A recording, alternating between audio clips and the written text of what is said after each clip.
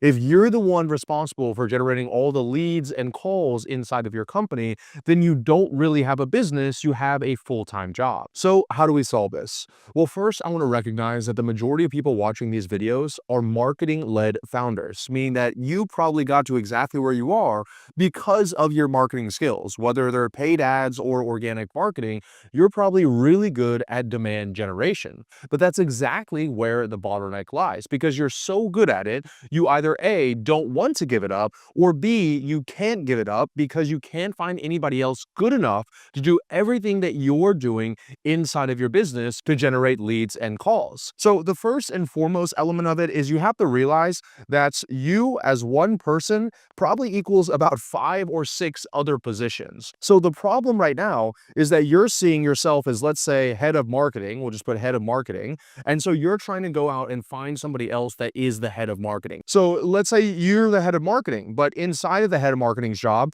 you probably have talent. Now, what is talent? Talent is the person that's on camera. Another great person that you can look at, or that you're doing as well, is copywriting. Another position that you're almost guaranteed to be if you're running ads is a media buyer. So if you are currently running your ads yourselves, you're going inside the ads manager, uploading things, you're killing bad campaigns, you're scaling good ones, you're launching new creatives, blah, blah, blah, you're also going to be a media buyer. If you're the one that's doing research in your free time to try to find what video topics or ideas that I should be doing, then you're probably also going to be a content researcher, okay?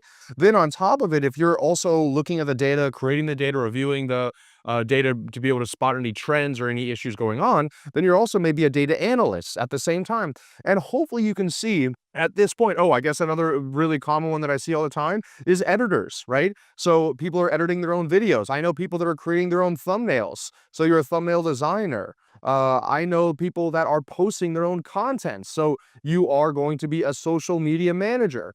Okay, so that's 1, 2, 3, 4, 5, 6, 7, 8 different positions that you're currently doing. And the funny part about that is that I know that you're doing all of this, plus you're doing other jobs like a director of operations or client success manager, client success director, head of support, head of billing, you're your own lawyer, et cetera, et cetera. I get it. Trust me, I was there. And so if you can actually extrapolate out all the things that you're doing, well, now we can get serious about starting to replace you in some, if not all of these areas. Now, some of you might be watching this and say, well, Ravi, I see you're still creating the content, so you can't do demand generation without you. Well, I'm actually going to show you why a lot of my content does work without me, but you're right. I am still part of my brand, but I'm okay with that because I know that I actually really enjoy making these videos. I like to say probably because I don't know 100%, but if I made no money from making these videos, I would probably still do some form of it, right? Because I really, truly enjoy it. Now, the nice thing is I make millions of dollars from these videos. Now, if I really love enjoying and doing these videos, do I have to do all 7 or 10 jobs that's required for these videos? Absolutely not. Guess what? I have a content researcher that I've hired that helps me find my topics and ideas I need to do. I have a social media manager that will actually publish the videos whenever they're ready to go publish, upload it to YouTube, et cetera, et cetera. I have a thumbnail designer that creates my thumbnails for me. I have an editor that splices up the videos, which doesn't require a lot of work because obviously I'm not doing crazy edits or anything like that.